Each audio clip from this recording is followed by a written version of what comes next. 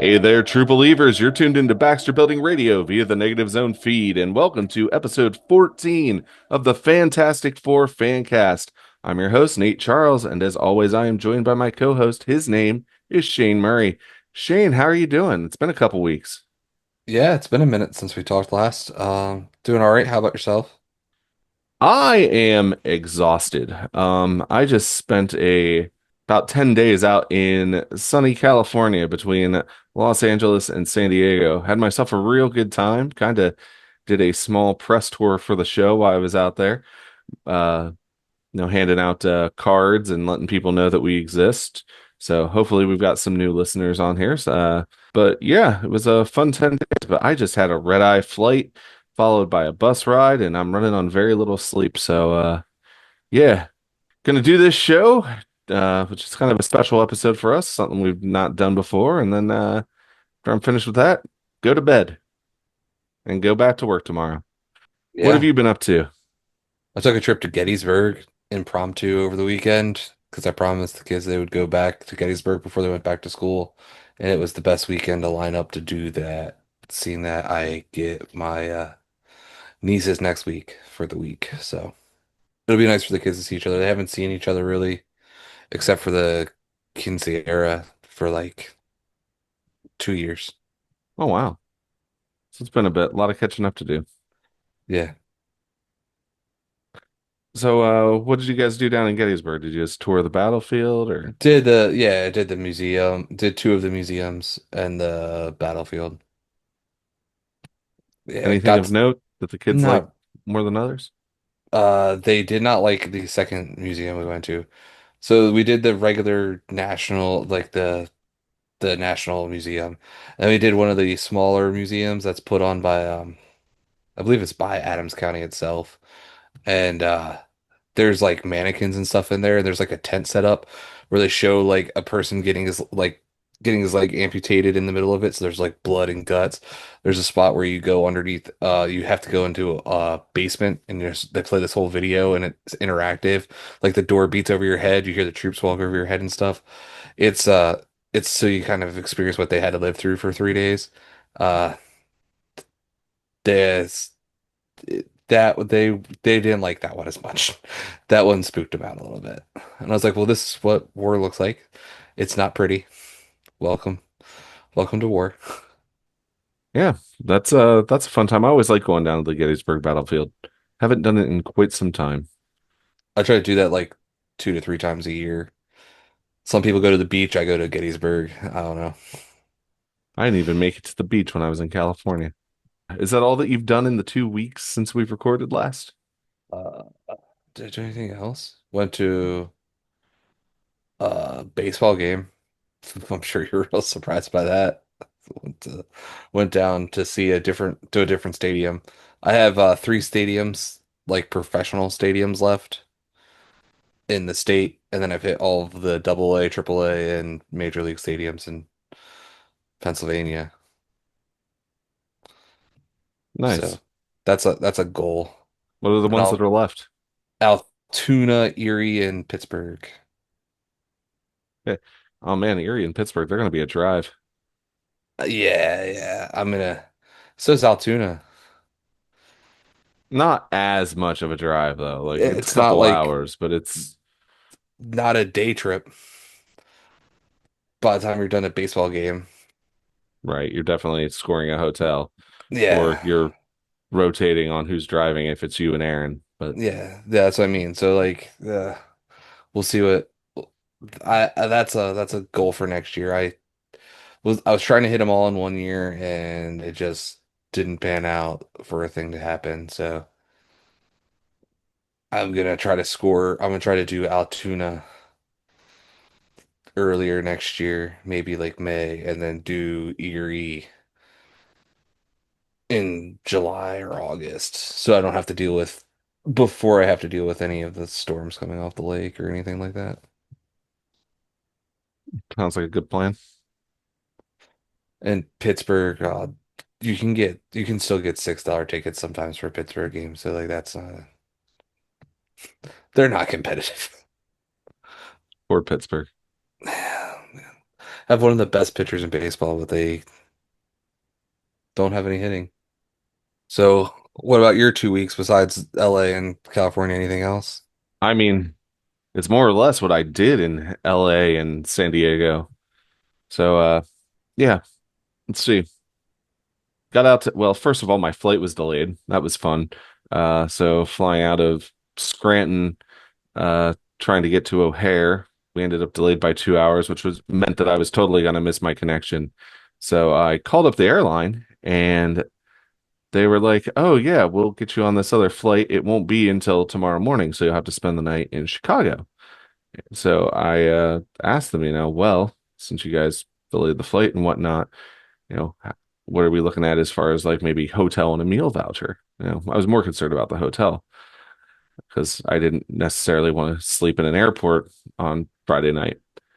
And I get told by the representative with customer service that they'll have a hotel room for me in Chicago.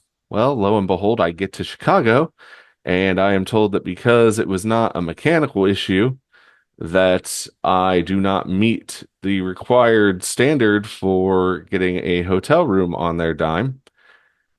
So I ended up sleeping in a terminal in O'Hare Airport, which was lovely. Yeah. But Uh, yeah, once we got past that and I got on my flight from Chicago to San Diego, things went fairly smoothly and went and visited a friend of mine, Julia, up in Los Angeles. And yeah, me, her, and our friend Robbie all went to see Fantastic Four on Saturday night, which, for those of you who haven't seen the episode title or description, that is what we are covering today is Fantastic Four First Steps, which released as of this episode dropping on August 13th. It'll be about 2 weeks since it's released. Actually, probably more like two and a half. But yeah, went and saw the movie. I thoroughly enjoyed it. How did you feel about it, Shane? um, I liked it. Cool. This discussion's going to get very interesting, I can tell. But Yeah. on our way back, we were going to go grab dinner at a diner afterwards, and we passed by a restaurant and bar called EP and LP. And I'm wearing, of course, a Fantastic Four shirt, as I am wont to do.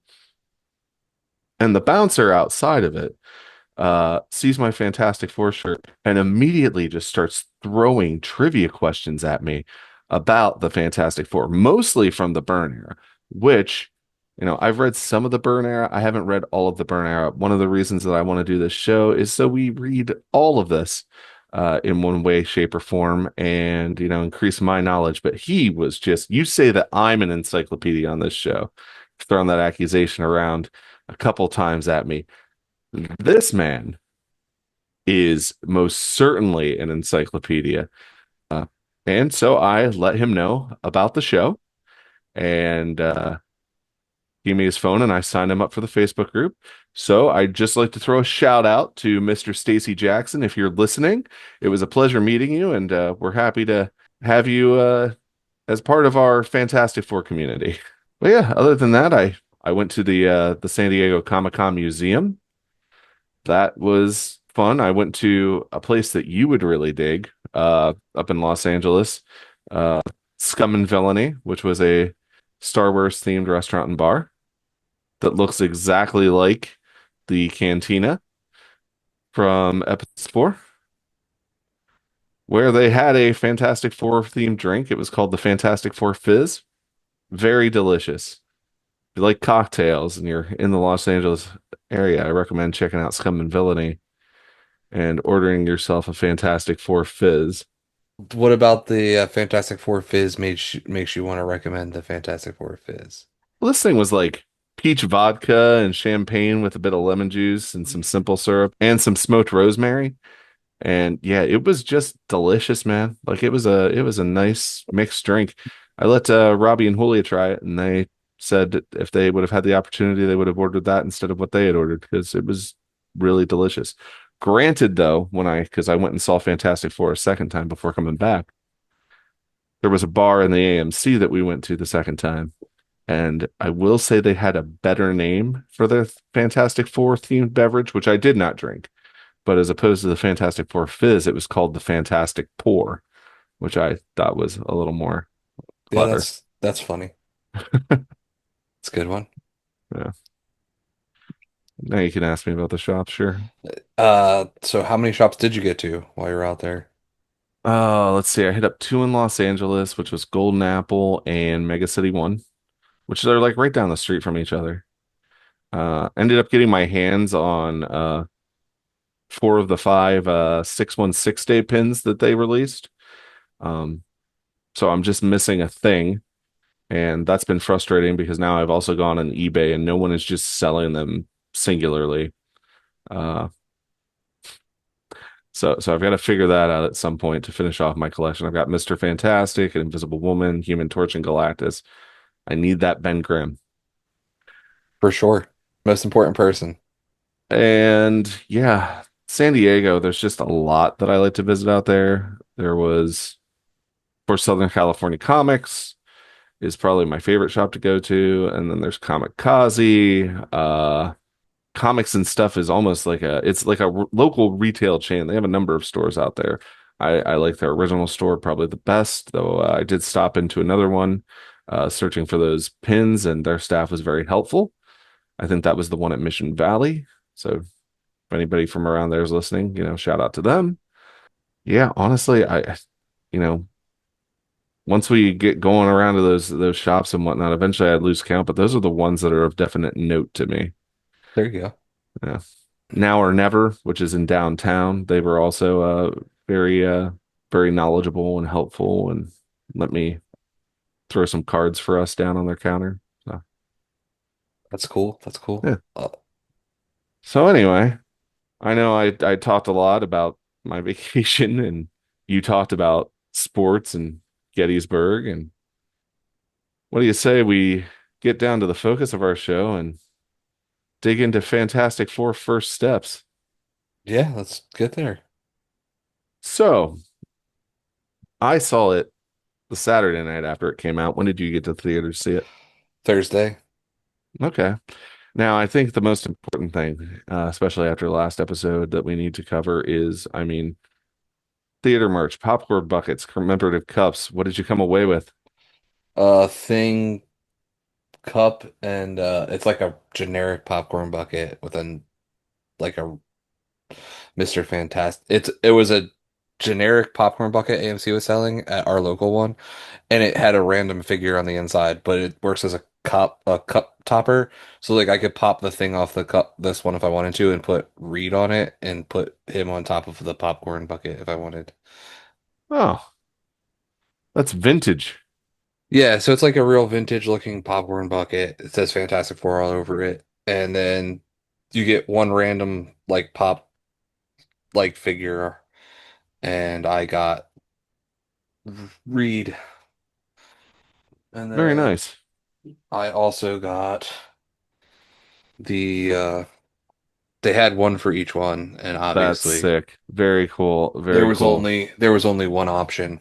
I put this up in the Facebook group. I don't know if you saw it, but I ended up going to the El Capitan Theater where not only could you watch the movie, but they also had costumes and props from the movie in an exhibition in their basement area.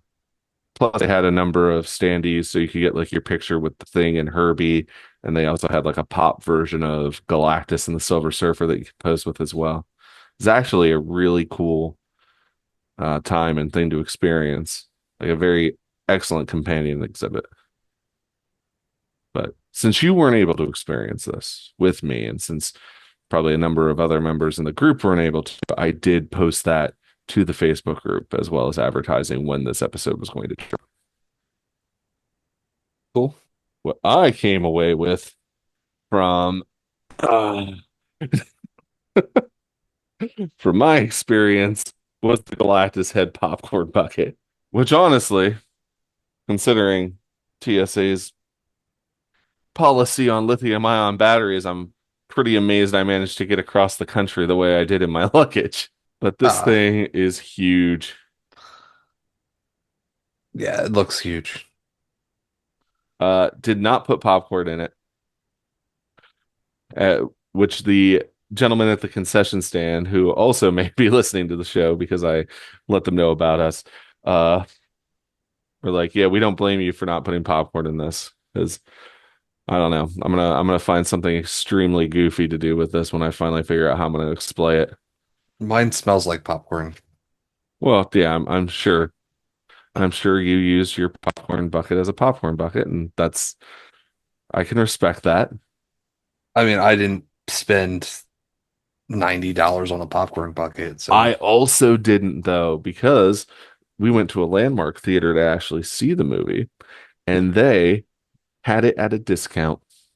oh, So, nice. yeah, which just made it really easy for me to go for that. They also had, you would appreciate this as well. They had the crypto popcorn buckets at this landmark theater. So crypto holding the bucket in his mouth. Oh, yeah, yeah, yeah, yeah, yeah. I Yeah. saw those. Oh, I was hoping to find one of those because, yeah, crypto's my boy. Yeah. But yeah, I figured we should probably address what we came away from the theater with when we talk about this movie because we made such a big deal about it a couple episodes ago. Yeah. So anyway, tell me, what were your thoughts on Fantastic Four First Steps, Shane? Oh, you want me to go first? Of Um, course.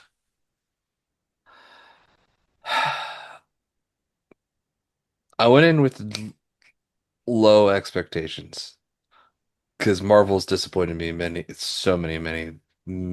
times in the last couple years. The last really good thing they put out was uh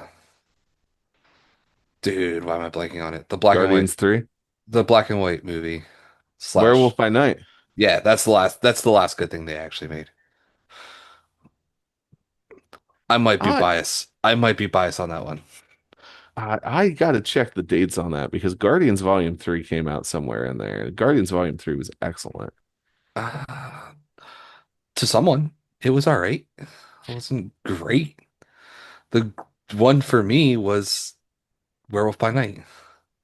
Okay. All right. I'm not gonna dispute your opinion. You're entitled to it. Yeah. Like I don't think I've ever revisited Volume 3 of Guardians. I have a couple times. But yeah. Overall it was fun. I enjoyed it.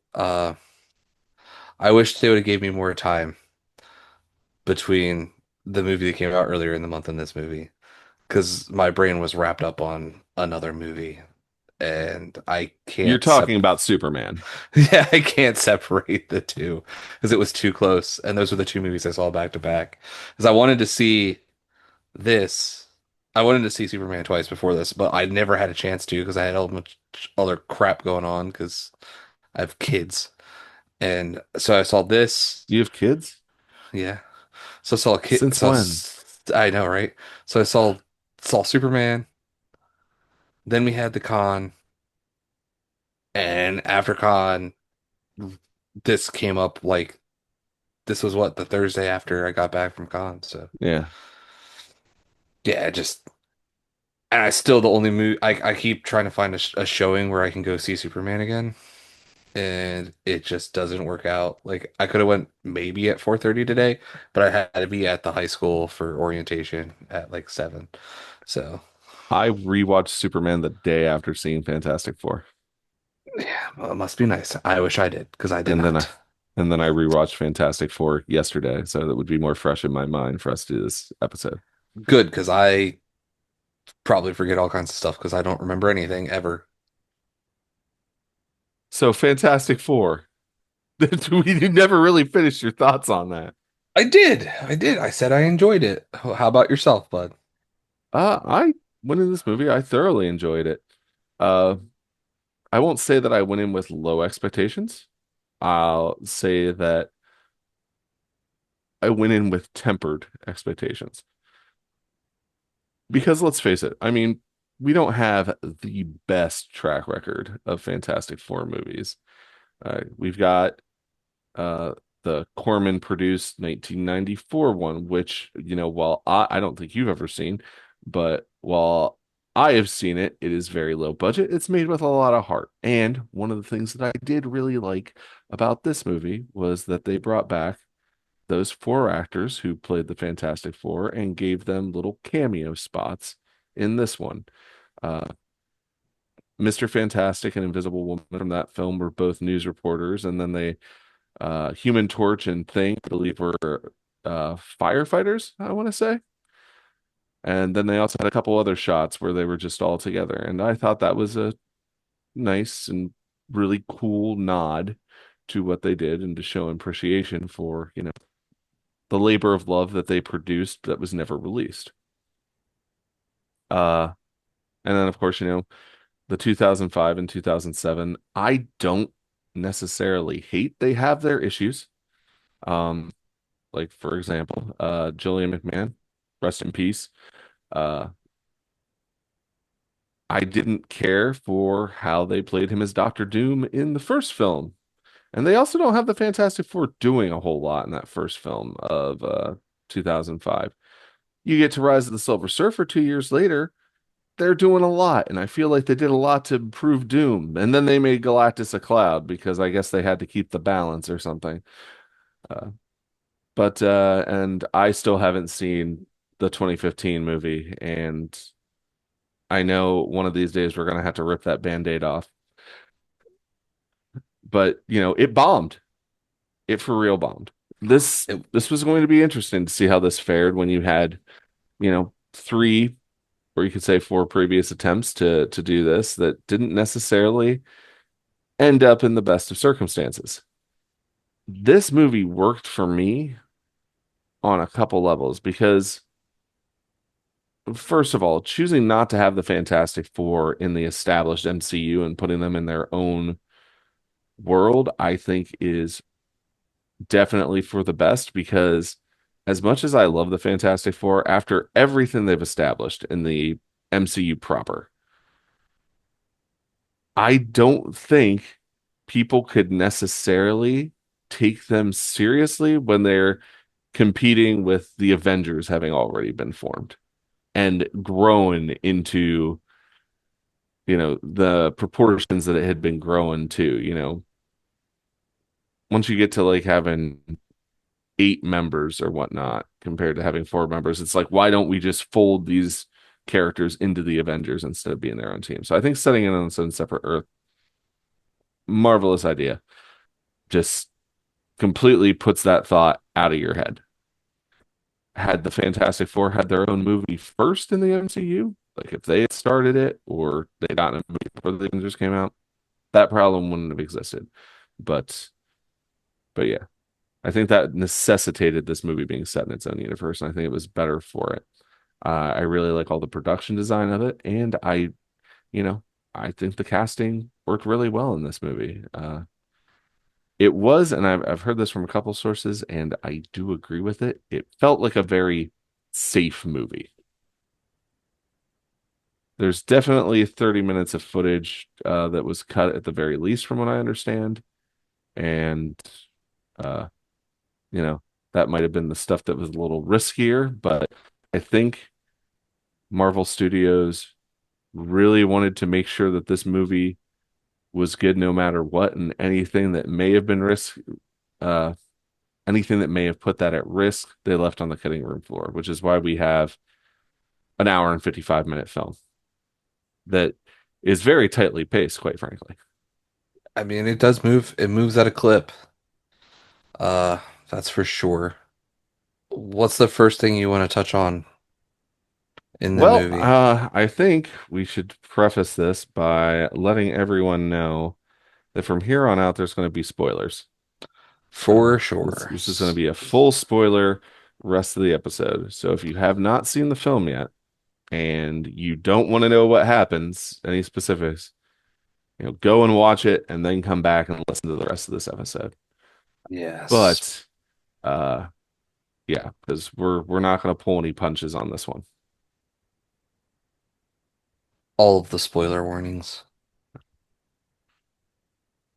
So, let's start a little bit with the plot of this. So we are on Earth 828, which we find out at the end of the film is a reference to uh the birth date of Jack Kirby. Correct. You know, and I will say this film feels like an homage to Kirby. That retro futuristic 60s production design really helps evoke that. I feel like just the look of the characters really pays homage to Jack Kirby, which was nice to see because I mean, Stan Lee's face has been all over these films from, you know, when X-Men released in 2000 up into his death. I think his last cameo appearance was Endgame. Am I right with that? I think. I think you're correct. But I don't really feel like we really got a lot. Uh, we got a lot of service to Kirby, and I feel like this film changes it. As a matter of fact, there's that entire scene where you end up seeing Stan and Jack in the Marvel offices looking out the window, which I thought was cool. Yeah. Oh, cool. So you caught that one also.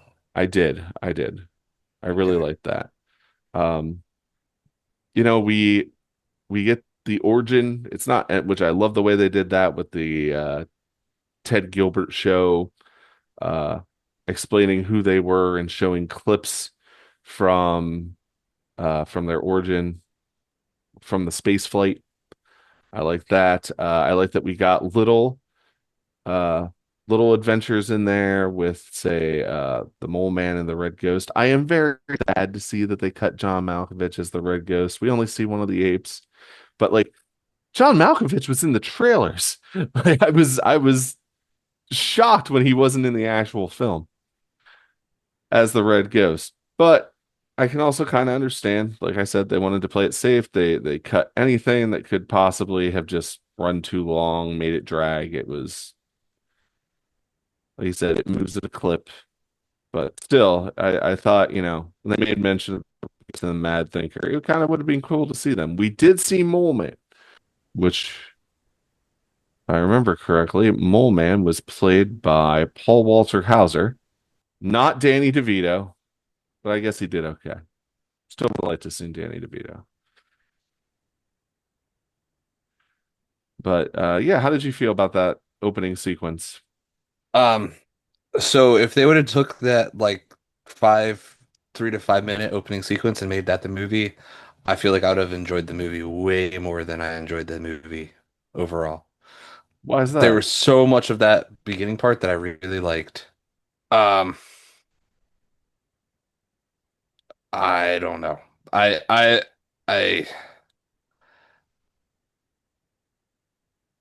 this is gonna sound really weird, but I really did not like the direction they went with having her pregnant in this movie. So that was the Oh, MacGuffin to get them to the next point in the story so they could do their Marvel movies. I understand what they were doing there, but I hate this whole we have to put this in here, we have to force this in there so we can make the next movie. what do you mean? Because they needed Because I didn't Franklin take it that to, way at all. that's how I took it. I took it as they needed Franklin to move forward instead of just making this a Fantastic Four movie. I mean, Franklin Richards is a key part of Fantastic Four lore. He is, but like we're doing a Fantastic Four movie. Let's just do the Fantastic Four first. Let's let them become the Fantastic Four before we start introducing the children. So I'm going to push back on this a little bit, Shane, because I mean, there's two things that the Fantastic Four are known for, and one of them is, scientific exploration, science fiction action, that sort of thing. But I feel like even more so than that, the key point of it is family. And, you know, you have like, Breed's the dad, Sue's the mom, Johnny's the kind of annoying little brother, Ben's the uncle. But when you really get down to it, what's going to lock in that concept of family more than when you throw an actual child into the mix because I mean, family trees are all based on descendants and not it almost seems weird to not explore the idea of heritage and what that means within that concept. I mean, I really did not like like I said, I just don't like how they did it. I think that it was too early to try to bring in Franklin, and it kind of it didn't do it for me. I really didn't like that MacGuffin If they had brought to in Valeria, I would probably help the understand. movie finish out there. If they had brought Valeria in, I would probably understand this a little more. I mean, Franklin comes into the comics fairly early. I think Sue gets pregnant in annual 4, I want to say, is when her pregnancy is announced. But, and also think of it this way, at least this is how I think about it now that you want to bring up this argument, is we've now had 3 officially released movies that focused on straight up just the Fantastic Four, right? One of which had them actually encounter Galactus and the Right. Silver Surfer. So I feel like they needed to change stuff up because Kind of I think what encountered Galactus.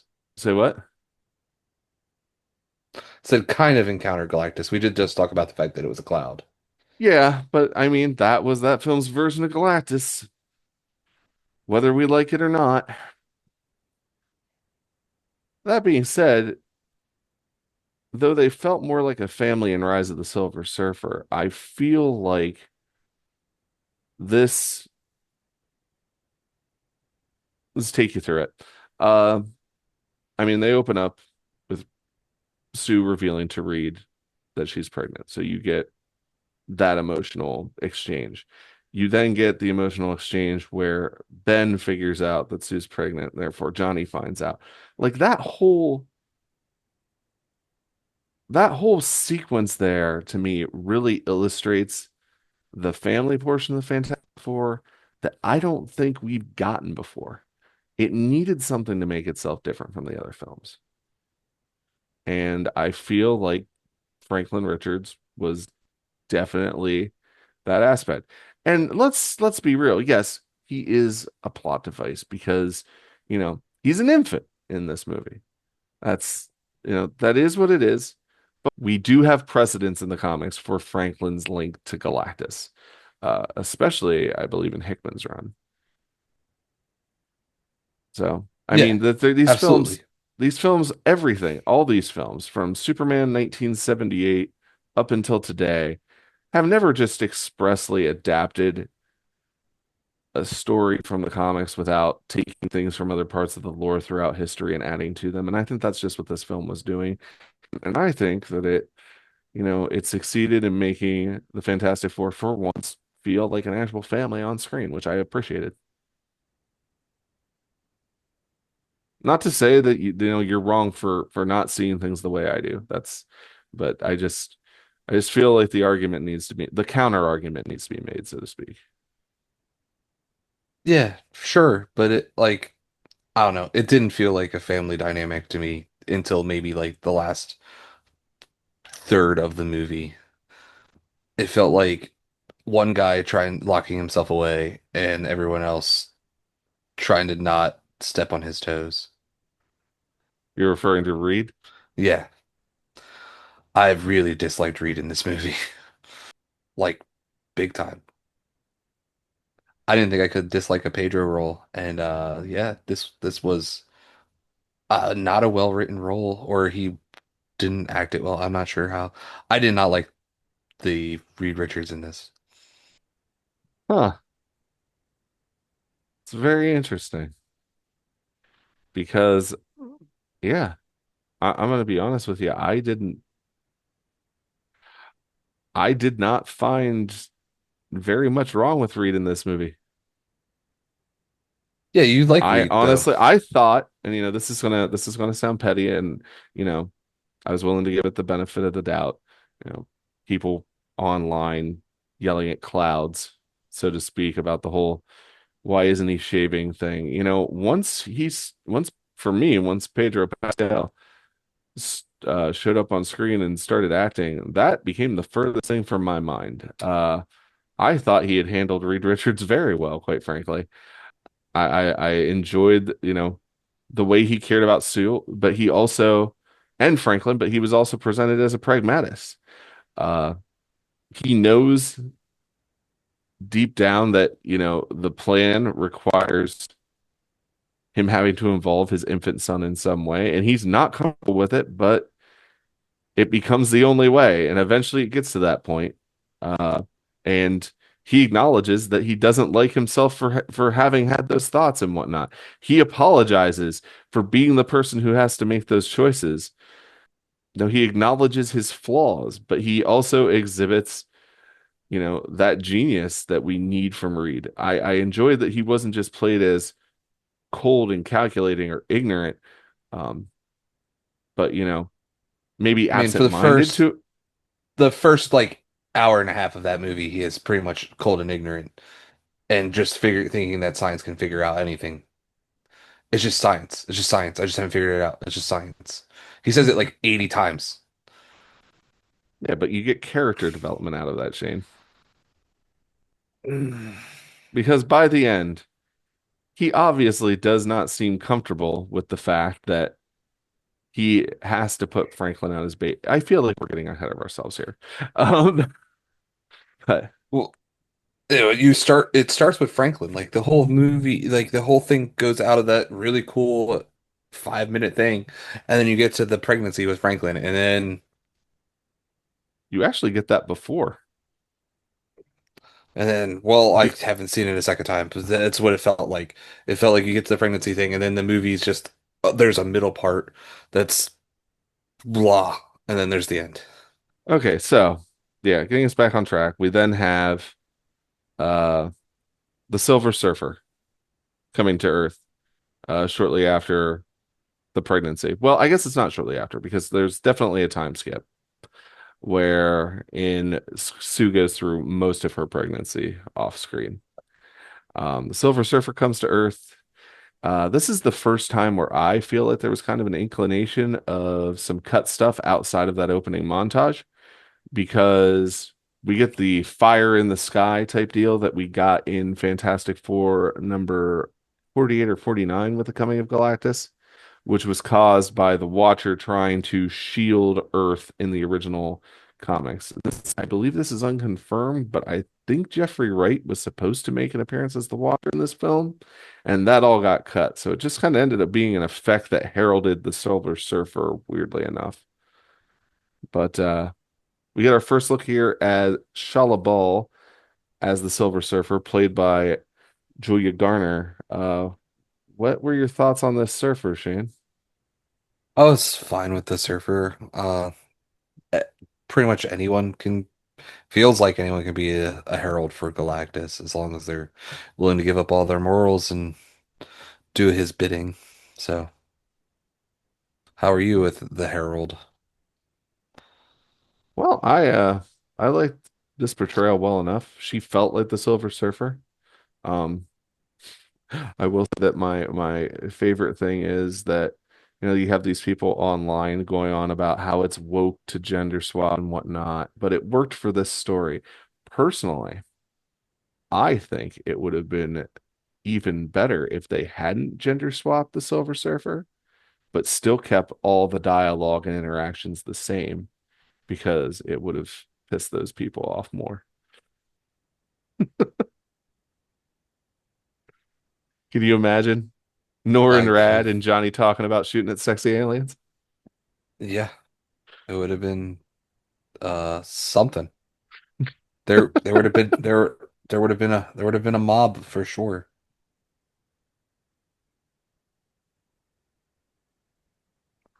Well, I mean, that pretty much rounds out the first act of this film.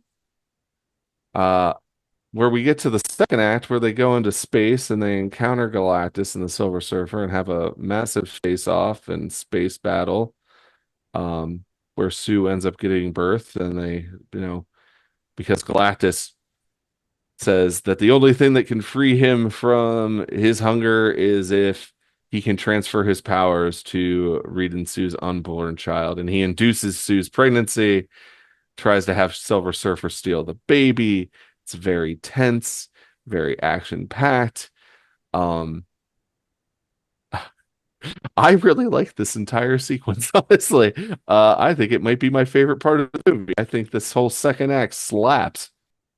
Yeah, I really didn't like the Galactus just trying to force himself to have the kid. Again, I think it's coming from it from two different perspectives because like Oh, absolutely. having the kids like that is like your number one fear is someone trying to take your child. So, um, it just feels like uh just stolen valor at that point. I very much did not enjoy that little talk there he had. But by that point, you can obviously understand why the four say no. Yeah, I have no problem with the four saying no. I have the problem of going back to this Franklin being the whole thing that pushes this whole thing. That's my main concern. I wish I think it would have been way cooler if they made this like a Doom movie and not Galactus. I didn't even know Galactus was in Like this every until other Fantastic Four movie they've ever made. or Mole Man, anyone but Galactus. I Well, didn't you know know, Galactus. I've pushed for a Kaiju Mole Man movie They for you like got a it for decade. five. You got it for like 3 minutes. Yeah, but we also knew that that wasn't what we were going to be getting here. I did We not. knew. That's right. You did. That is correct. You kept yourself divorced from everything going into this movie. That is correct. You certainly did. So, um, I didn't even until like a week before this movie came out. I didn't even know that there was a Galactus in this movie. Until I showed you the popcorn bucket. Yeah. I literally went in because I knew I was going to be upset if I saw anything beforehand and just be like, oh, it's another Marvel movie, which it was just another Marvel movie. Blah. I disagree. It didn't have heart. I wanted heart. I wanted a Fantastic Four movie with heart. And there was like a little speck of it at the end of the movie. And the middle, like the most of it's just there. I highly disagree. I think it had heart, but maybe we should take the opportunity someday soon to sit down and watch 1994's film together, and we can see how you feel about the heart of that movie because I also feel like that has heart. So I'd be interested to have your reaction to that. Okay. Because like ah, this movie, this movie just if without Franklin, I like this movie. I would have really enjoyed this movie, but having Without that without the plot, you enjoy this movie. I would have enjoyed this movie if they actually wrote a plot for this movie that didn't involve uh possibly harming a child. Right? Because it's The basically just adventures in babysitting with the Fantastic Four. I like adventures in babysitting. I did not. But yeah, it's also All been right. like 20 years since I watched that movie. But yeah. Yeah. But I really the whole segment in space, I thought the drama was ratcheted up to 11. I really like the action that they put in there.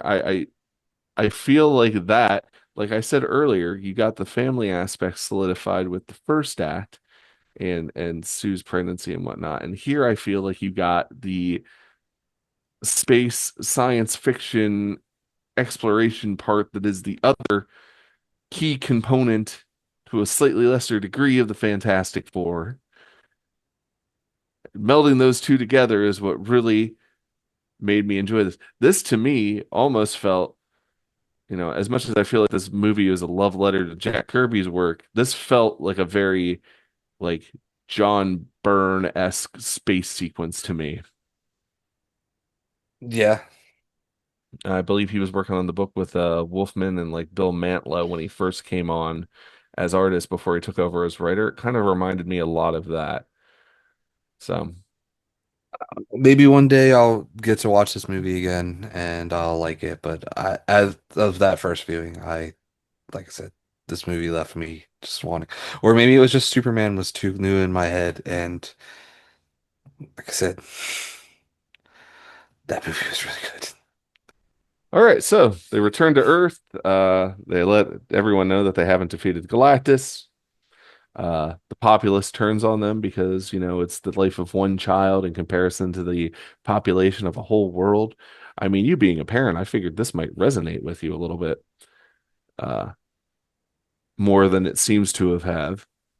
Um, Um, we get a banger of a speech from Sue, to the populace of Earth, where she reassures them that despite the fact that she's not sacrificing her child from them, she's also not going to sacrifice the world in place of her child, which seems to turn public favor back to the Fantastic Four. This whole movie, Reed's been experimenting with teleportation and also uh, getting recordings from space because Johnny is really, really adamant that they go back to space. So he's been giving these recordings to Johnny, who discovers that they actually are recordings about the Silver Surfer, and he uses them to learn her language. So he can make an appeal to the Surfer and bring her around to being against Galactus, while Reed builds these teleportation bridges to try to move the planet to where Galactus can't find it. And just as they're about to pull this plan off to move the planet, the Surfer shows back up and starts destroying all these bridges. Interesting point of fact I found out. This was also supposed to be a John Malkovich's Red Ghost moment because originally it was supposed to be Red Ghost who decided to start destroying these bridges as part of his revenge. But by the time they got to getting around to everything, I guess it just made more sense for the Surfer to do so. Johnny then comes into play, which I thought was a real good moment for Johnny, where he actually is the one, like I said, that convinces the Surfer to no longer aid Galactus. They end up having to use Franklin as bait once those bridges are destroyed, and they only have one left in order to try to lure Galactus to the last bridge and teleport him to a different part of the universe. There's a massive battle where Galactus sees through their ruse, but we do get to see all the Fantastic Four's powers in action, as well as probably the most badass Invisible Woman moments I have ever seen put to film, where she literally pushes Galactus back into position for them to activate the teleporter, uh, tries to pull out of the portal. Johnny almost as a self-sacrifice, only to have the Silver Surfer come rushing back in and throw herself and Galactus into said portal into the other side of the universe. And the day is saved. You get them being called off to another adventure on their way out of the film. And also one of my favorite scenes, which is Reed, Johnny, and Ben trying to get a car seat to fit in the back of the Fantastic Car. yeah, that one is a good one. That was a good Yeah. scene. I I Because I enjoyed the sense of camaraderie along with the frustration and just the relatability of it all. It was absolutely, for lack of a better term, and pardon the pun, fantastic. yeah, car seats are a monster of a thing to put into a car. Yeah. Glad I don't have to do that anymore. So your thoughts on the climax in the third act of this film? I liked the third act. That was the act I liked. I really liked So you Sue. like the act where the actual kid, now that it's born, is in danger. Sure, So let's go with I that. just want to throw that out there. Yeah, the Oh kid's my born God. though. The kid We've is got born. we've got Jesus Christ. What kind of like, I just what mindset? Explain to me this mindset. That kid was never in danger while he was in that thing. You knew that as much as anybody else. That was barely a trap with a baby. So that, I mean, that part I still hated too. Because again, I hate Franklin's whole arc in this movie. I meant like I liked watching the four fight Galactus and use their powers to take him down. And Johnny having brains was fun. Which we'll get back to the cast of this movie here shortly. But uh but yeah, I mean, I thought the battle with Galactus was pretty epic. But I think my only main problem was him stretching Reed. I feel like Reed should have been able to stretch further to compensate, but you know, can't have everything. You got to have a little bit of a moment of drama. But Yeah. I mean, you got the most badass Sue Storm probably ever. yeah, this was her movie. And again, like I said, we'll kind of get back to the individual cast members here in a moment. But yeah, this was definitely a Sue Storm expose of a film. Well, I mean, I gotta ask you how you felt about the mid-credit scene where, Sue ends up confronting everyone's favorite Fantastic Four villain. Is that what we're gonna call it? Confronting? I She mean, it's setting up the just confrontation. she just stares at him. She's like, "Oh shit." So, yeah, you didn't see Thunderbolts, right? No. Thunderbolts mid-credit scene was also a scene that I'm pretty sure is just lifted directly from Avengers Doomsday. Did they film Avengers Doomsday already? Oh yeah, yeah. They've been filming it for a while, but it's weird because they just finished the script last week, which I think is just a problem that is inherently Marvel at this point. How Um, does that work?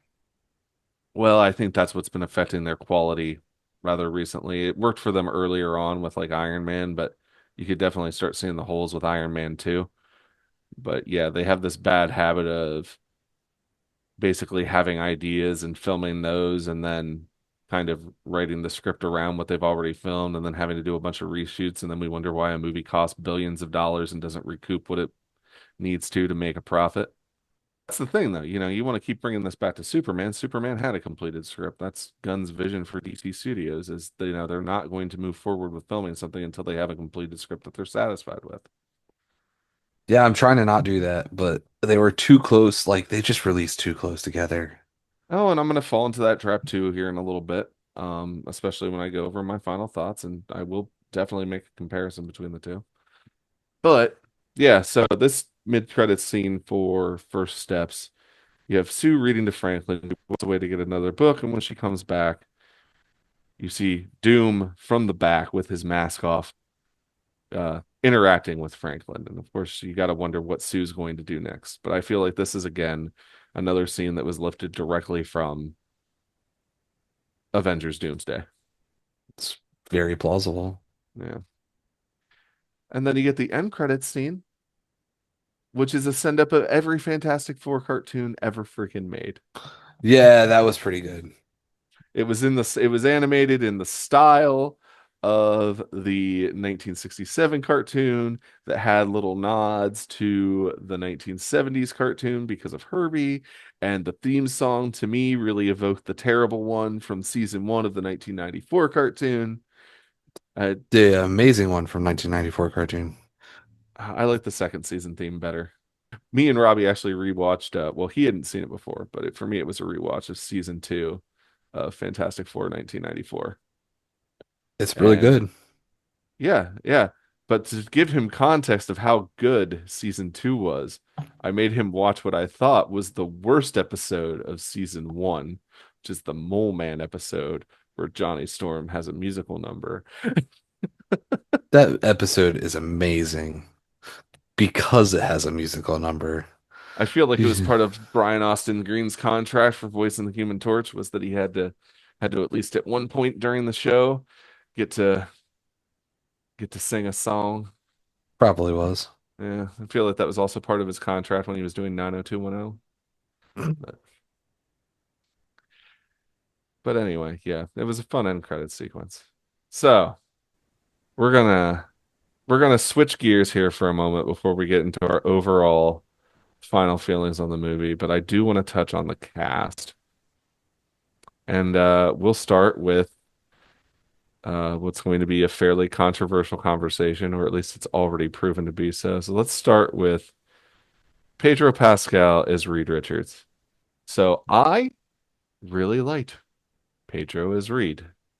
I felt that he conveyed having higher intelligence than most, but also, once he's aware of a situation, he does have a compassion that I feel that Reed Richards has. He obviously gets very sidetracked by his work. I thought that was a nice touch with the script, and I thought that Pedro worked it very well. Uh, but again, his being sidetracked when he realizes certain things are necessary to help his family, he manages to pull himself out of. Like the first thing he does with the Galactus problem, when he realizes when he realizes that the team needs to go to space, is he immediately calls in Johnny, who's been wanting to go to space and has been aggravating him about working on spacesuits, and he says to Johnny, I made new uniforms, and so he gives Johnny that gift. He beats himself up over Ben's transformation, even though at this point Ben seems to be largely okay with his appearance. Uh, his dynamic with Sue, I mean, they argue over the situation. Sue's motherly instincts of protecting Franklin, and her realizing that Reed is literally thought about, if not seriously considered going through with having to give Franklin to Galactus or use him as bait. Uh, she calls him out on it, and Reed admits, it's not something that I would ever seriously consider doing, but I have to think of these things. And she acknowledges that pain, and Reed acknowledges how it does hurt her, and you know, basically makes a commitment to be better. Uh, I feel like his, just the subtleness of how he kind of portrayed neurodivergency with Reed was, you know, really great. Once he started acting, I stopped seeing him as Pedro Pascal and started seeing him as Reed Richards because he very much fits into the dynamic of what I feel Reed Richards is. And yeah, I would be hard pressed to say that we've seen better characterization of live action than what we were given here. Now go ahead, rip that to shreds. I mean, I'm not gonna rip that to shreds. I told you, I just didn't like how it was written. I had no problem with Pedro. I thought that it was not portrayed well. Um, I don't know how to really word this because I'm not super fluid with my speech, as we all know. Um, I thought he felt too cardboard. He felt too like locked into his lab. Keep in mind, This we are is currently reading a miniseries where Reed has literally locked himself in his Yeah, and lab. I hate that miniseries. So you already know that. That's where I was gonna get to. That like this feels like one, two, three, like one, two, three, four read, and no, R- I really have a hard time with Reed when he is so. Uh, I think it's bad because the problem is I came back to Fantastic Four during the Hickman run with the Council of Reeds, and there were some that were like this, but like their main read was already more emotionally responsible, and this read feels very much just not there. Question for you. When does Reed, when does Reed's characterization in this movie actually start changing to that of the Reed of the Hickman run? Because I can pinpoint a moment. Um, the I would say it's the part where he looks at the baby, and this is a if I remember this correctly, it's the last time he scans him, and he's like, maybe I just have to let you grow up and just see how this goes. Maybe I can't just science my way out of this. Yeah, I was going to say once Franklin's born. And there's definitely that conversation that he has with Franklin where just before he ends up having to change him. that that I think that's really driven home. And I feel like that I feel like that's character development though. Like you got kind of the cold scientist Reed who locks himself away, but once you start introducing into the mythos his children, starting with Franklin, you have him starting to, you know, lighten and become a bit more compassionate, more so than what he already is. I feel like that part of it brings out that part of his character. So I mean, I hate to keep coming back to it, but like I feel like in order for the character development in this movie to happen, you need to be introducing Franklin and have him being a pivotal role in the plot like he is. I feel like if you, I mean, this is just coming from obviously having my own kids. You already have that development before your kid comes out. That development happens pre-child. You or it should happen pre-child. You should already have had that like, oh no, I have to change everything about what I do in my entire way of living when you first get told that you are now a dad. Because you are now a dad. Whether that baby pops out or not, until that baby pops out or it's unfortunately passes away before childbirth, which happens sometimes, um, you are dad. You are now dad first, anything else second. And he doesn't see it that way. And I feel like that should have happened. I'm not necessarily certain that he doesn't see it that way. They go to space. The Franklin's not born yet, and Galactus asks for their yeah, basically ask. He demands their child, and Reed says no. He is putting that child first.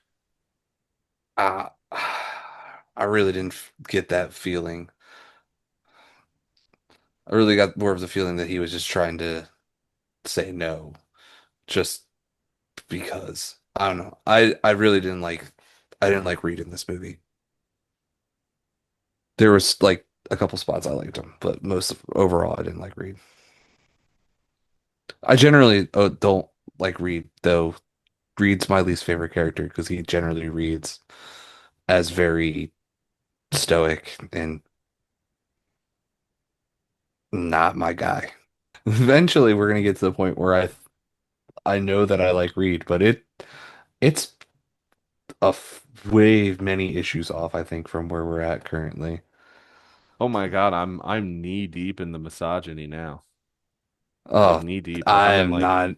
I'm not even looking forward to that part, but yeah, yeah, like I'm around the point where Sue's pregnant and Adam Warlock shows up and oh it gets bad, dude. I'm aware. Like I said, I think it's like it'll be a minute until I'm of chanting from the rooftops for Reed Richards. Let's put it that way. Well, that's part of the reason why while we're jumping around here a little bit week to week.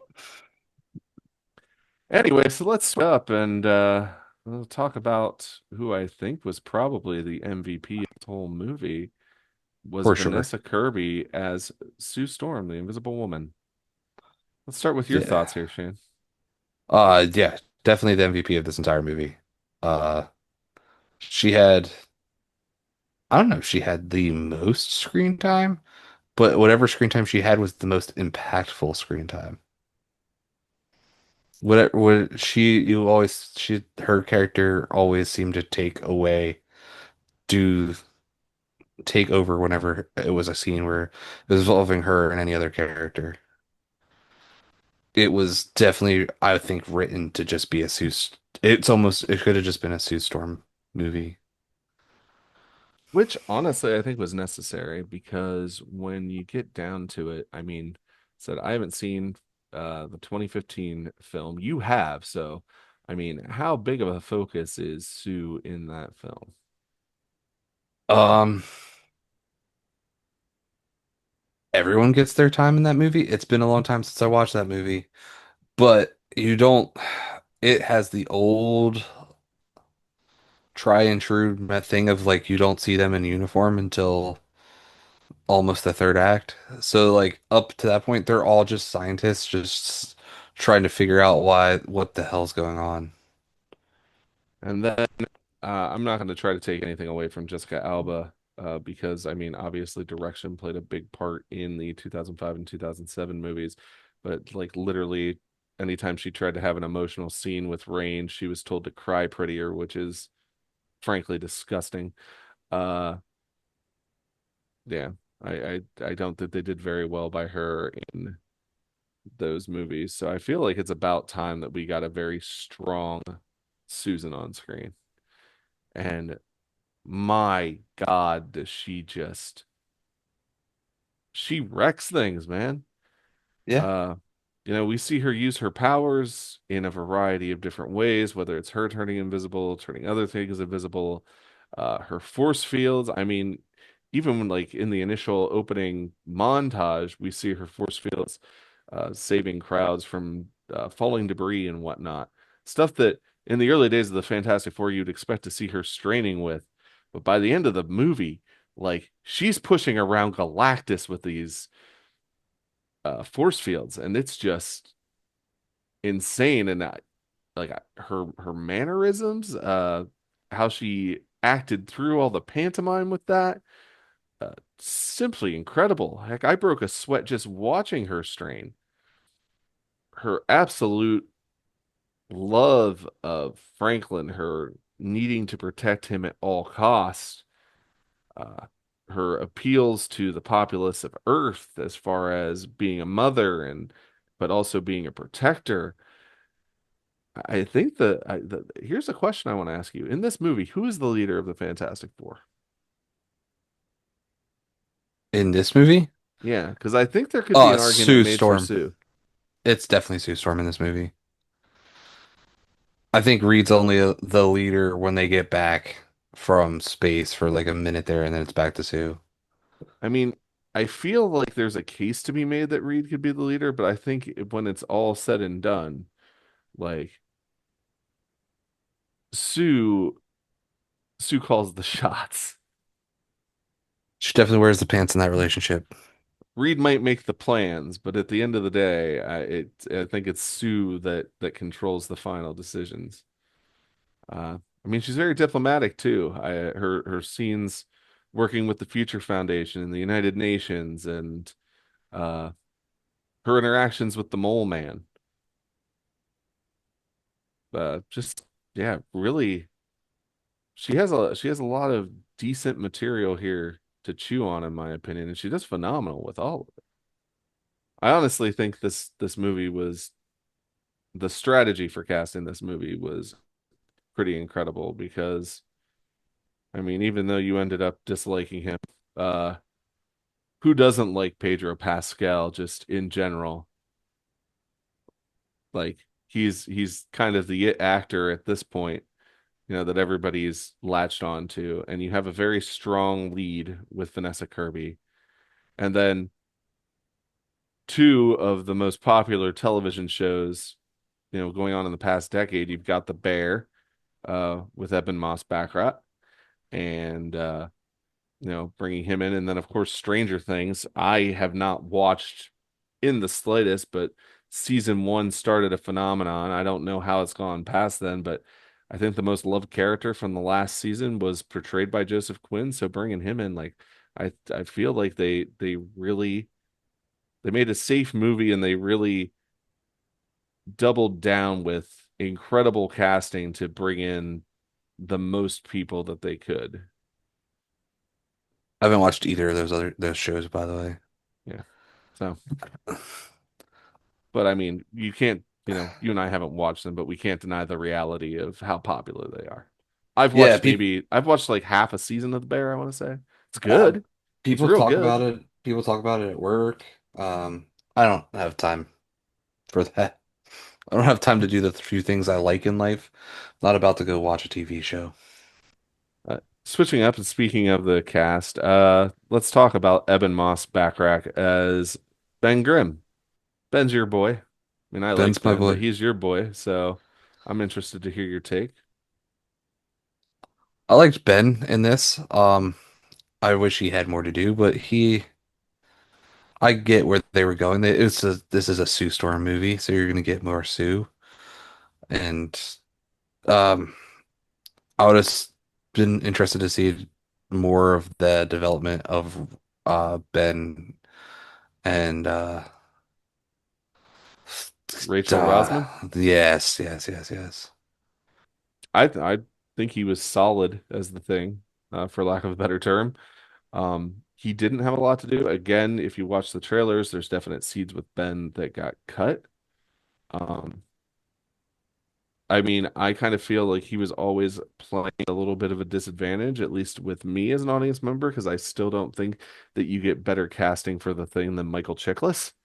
Um, but for the route that they took with Ben, where he seems to be, he's okay with his appearance, but he seems to be reluctant to uh really buy into some of the fanfare that's been created by the Fantastic Four media in this universe, to the point that he's essentially blackmailed by Johnny into saying it's Cowboy time. I feel like he worked really well uh, as that sort of character. You know, he's the man behind the caricature almost. You know, where there is, you know, there's your perception of a person and then there's the reality, and he definitely plays the reality of it very well. Plus, I mean, he delivers a baby. Does deliver a baby. That poor baby coming out to rock hands. I was actually, I was showing, I was showing a meme earlier this week, which I should find and send to you. Because you want to say that poor baby. Imagine the baby's view when Sue turns her stomach invisible and it sees Reed's face, Oh, like fair. through a fisheye lens. It's fair. One of the funniest things I'd seen all week. And then we come to Joseph Quinn as Johnny Storm, Human Torch. Uh, this is another thing where I feel like, even though, you know, I enjoyed Chris Evans' portrayal and I didn't see the 2015 film, I don't feel like in past movies they really gave the torch enough to do. Maybe more so in Rise of the Silver Surfer they did, because he was at the center of the power swap subplot. But I think they really did wonderful service to Johnny's character in this film. He's not just he has he has very equal traits. You know, he's not just like this funny, sex crazed individual. They mix in a good bit of brains. They got the very definitive thirds of Johnny's character right with this film, in my opinion. Yeah. The only, like I said, the only character I really have big problems with there is Reed. And minus Franklin. That's all another story. I thought it was a good take on Johnny. I liked him being like a smarter Johnny. Seeing that we've seen him do multiple things and even just the stuff we're reading, where like, is it volume two where he's like uh Horribly dressed, casino yeah. casino boss or something like that. Yeah, horribly dressed, yeah. It's everyone's horribly dressed, man. That's got straps and leather tight pants everywhere. But yeah, I really like this. I like this portrayal of the Human Torch also. And then what were your thoughts of Julia Garner's Silver Surfer? Like you said, you think anybody can be a Herald of Galactus, but I I enjoyed the emotional core of the story, and I feel like the character was written in a way that they could bring in Norrin Rad later if they wanted to. Um, Not that I'm saying that they're going to or anything, but if they wanted to, I don't feel like it really supplants his story very No, much. it kind of felt similar for a little bit there with the whole Oh, the origin was almost, you know, word for word for word. word, yeah. They're also a couple who came from the same planet. So So that's Um, yeah, we'll see what happens going forward with the Silver Surfer, but I like the Silver Surfer in this. Uh, One quality that I really want to bring out about Julia Garner that I thought was incredible, and it was necessary for this role, and I think she nailed it. She can act circles around people with her eyes. Like, whereas she may be looking stoic with the rest of her facial expressions, you can see intent and decisions and whatnot in her eyes during this entire film. Really remarkable how well she was able to convey those emotions. You must have saw a much better screen than I saw, because I didn't see any of that on the screen I was watching that on. Well, you were watching in, North Central Pennsylvania, and I'm watching in the middle of Hollywood. So I suppose Fair, that's fair, probably true. fair, fair. Because like I'm like, what do you mean her eyes? It's like she just had silver eyes. That's all you really get from what I was watching. Yeah, I mean, I thought she did incredible. She had almost like a cold, pale blue to her eyes in that film. Again, I think Like I that don't could think they just I don't think they did anything to CGI over her actual natural eyes. So, not a comics character, but I did want to touch on Natasha Lyonne's Rachel Rosman. So we're used to seeing Alicia Masters as hmm. Ben's love interest. We don't get that in this film, even though we do get a message, or we do get a reference rather to Puppet Master, her stepfather. Um, along with the Wizard and Diablo. Um, Fantastic Four have quite a rogues gallery apparently by this point. But how did you feel about that change up and their relationship? I thought it was going to be interesting to see something else. I obviously want to see Alicia Masters, but thought it was interesting for there to be a like a secondary character for Ben to be romantically involved with while he is the thing.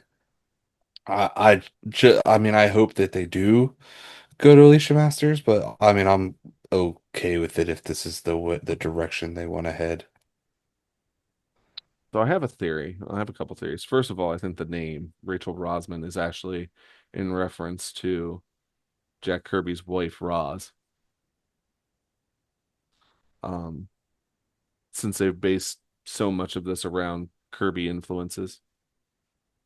They did. I also think that maybe we didn't get Alicia because we're dealing with a version of Ben Grimm who seems to be at a point where he's more accepting of his own appearance. And therefore, the whole love is blind, Ben's appearance doesn't matter trope, almost seems unnecessary. Fair enough. That's one way to look at it. Yeah.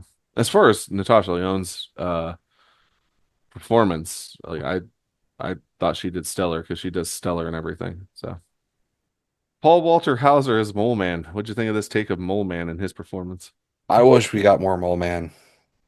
I would have liked a whole Mole Man movie. I I know, hope Shane.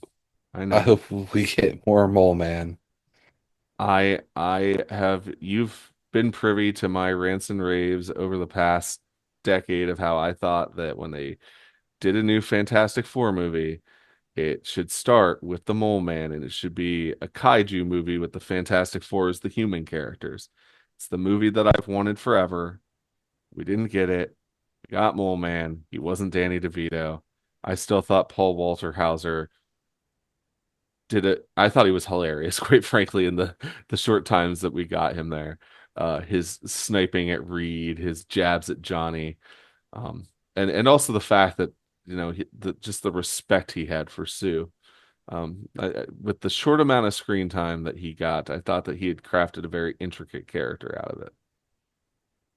Yeah, again, that was a surprise to me that there was a Mole Man in the movie. Um, Apparently that leaked like a day before or something like that.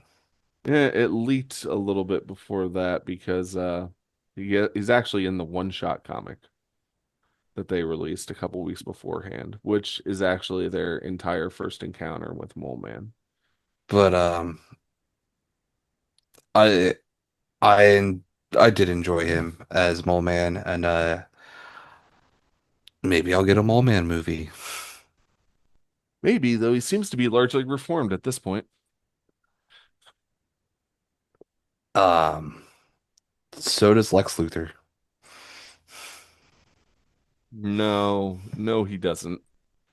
Lex Luthor was an absolute criminal menace being hauled off to prison at the No, end no, of and Superman. I meant in yeah, at the end of the Superman movie, I meant in general, like Lex Luthor puts off that he's good guy.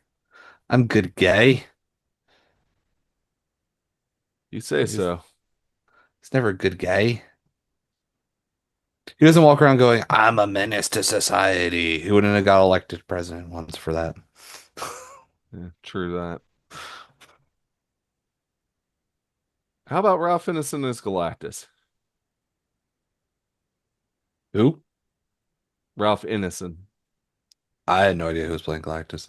Uh, Galactus was Galactus. He did a good job of just reading Galactus lines. It I, seemed I th very, Go it ahead. seemed very Galactus. I think it's weird that Galactus was like, I just want to stop being power hungry madman. Usually he just wants to eat everything. So it's weird that he's like tired of being The man, hungry. the man, I say, the being that is Galactus consumes planets and has almost a never-ending hunger. If you had a never-ending hunger that constantly pained you, wouldn't you want to be free of it? Now, keep in mind, Galactus is a force of nature, a necessary part of the Marvel universe. Um, so you would obviously need to have someone to take his place, and Franklin, with godlike abilities, is able to fulfill that role. So, I mean, it's been around since the beginning of the universe. He's tired of being hungry. He's desperate to end this suffering. Hell, he might die when Franklin takes over this role. I thought he did a decent job of conveying both menace and the. I don't necessarily want to say a tortured soul. Maybe a tortured soul that's just been utterly defeated and has had enough and has resigned itself to death. That's But one way to that's look just at me. it. That's definitely one way to look at it. He's definitely had enough of being Galactus at this point. Just he like I know he's always hungry, but he has the heralds going to find him planets. It's not like he's starving. Not like you took a baby and just sent him on the street. No, quite the opposite, as a matter of fact. Yeah. All right, last character I'm going to ask you about, one that I thought was also uh done a great service in this movie. How about Herbie? Herbie was great. Come on. Everyone wants a Herbie. Yeah, I think outside of Sue Storm and actually maybe slightly more than Johnny, I think Herbie was incredibly well represented in this film. So Yeah. You know good you want a job. Herbie for your house. Doesn't everybody? But props to Matthew Wood, who did most of the voices and noises for Herbie the robot. I have seen a number of people remark about how much they now love Herbie, which is hilarious because 40 years ago, when he was created, he was almost universally reviled. Was it only 40 years ago? Almost 50, but you know. Anyway, your final thoughts on this. Now that we've discussed all this, let's kind of put it all together. And I'm gonna give you a 5-star scale to kind of wrap this up in here, Shane, for yourself. So final thoughts and grade. So 5 stars. Yeah.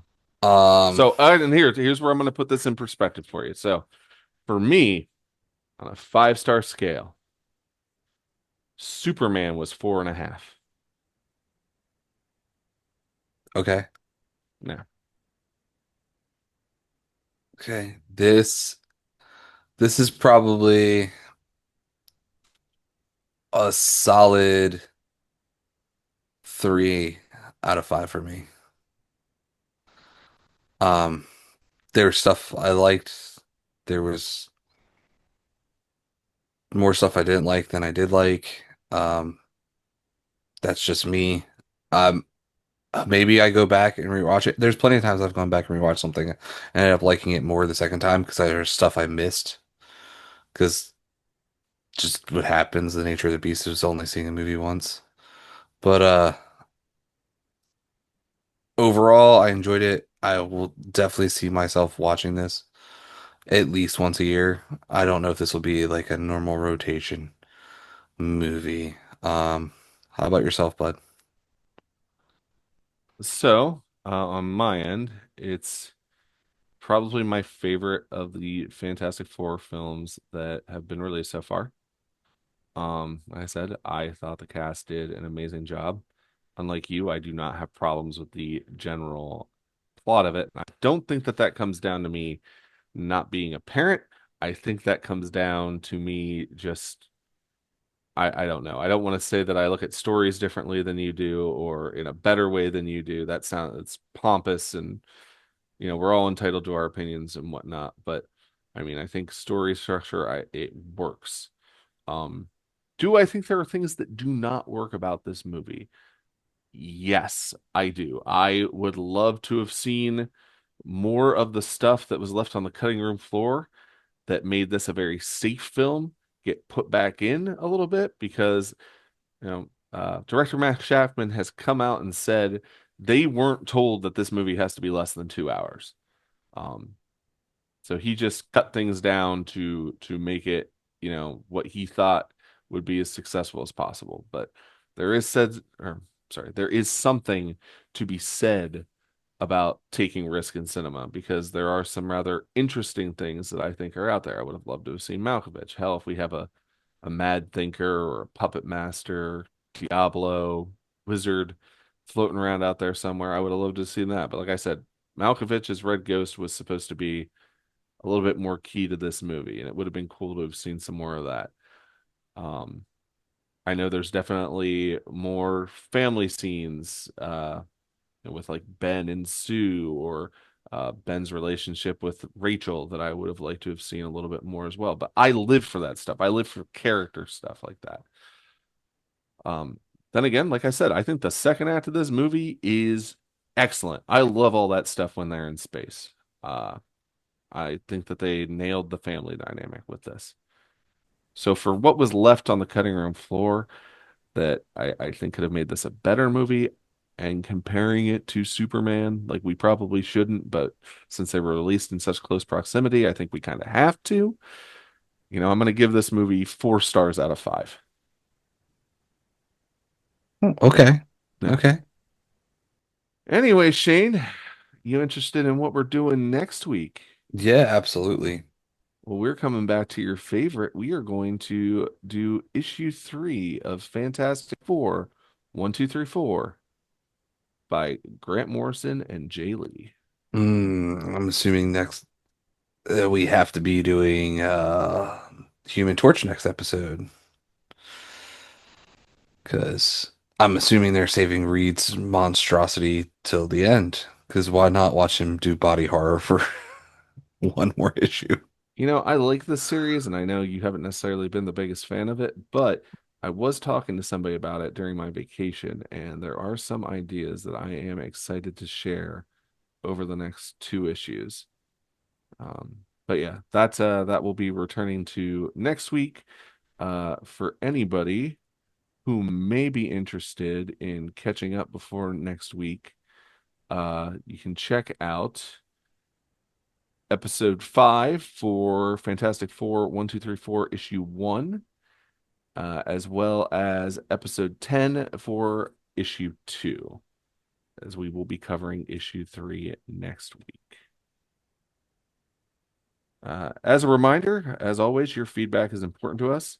We would highly appreciate it if you left us a 5-star review on Apple or a comment/review on Spotify. You can always subscribe to us on your preferred listening platform so we can show up in your feed each and every week. We are on Facebook at the Fantastic Four Fancast, where we encourage you to engage in FF related discussions and share Fantastic Four content. We have definitely been growing on that front lately. I think we just passed 80 members. Once we get 100, I believe, and you can tell me if you think I'm wrong, Shane, that we could start putting up some polls to do some maybe top 10 list episodes for people to Yeah, vote on. that sounds cool. That sounds Yeah. So, yeah, if you have any friends that are, or you yourself have not yet joined us on Facebook, please do. The only thing we ask is that you adhere to our group rules and most importantly, be respectful of one another. We're the Fantastic Four is all about fun, and let's just follow their example and kind of be one big happy family with this community. You can also follow us on Instagram at fan4fancast. That's FAN, the number 4, FANCAST. Finally, you can contact us by email at fan4fancast@gmail.com. Again, that is FAN, the number 4, FANCAST@gmail.com. Anything you would like to leave the masses with this week, Shane? I guess I have one thing.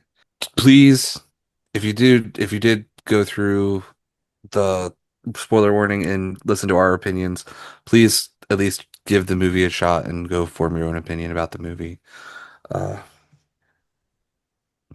that's my big takeaway. Shane's absolutely right. This is a movie that if you're a Fantastic Four fan, um, you really should go see. Uh, I'm gushing over it. Shane, not so much, but it's up to you to formulate your own opinion on it. And at the end of the day, whether it ends up being good or bad, it's 2 hours long, maybe a little less, but Yeah, it, 151 is what it says the runtime is on it. yeah. But as a Fantastic Four fan, go see it at least once. Uh, until next week, I'm Nate Charles for Shane Murray. We hope you stay fantastic.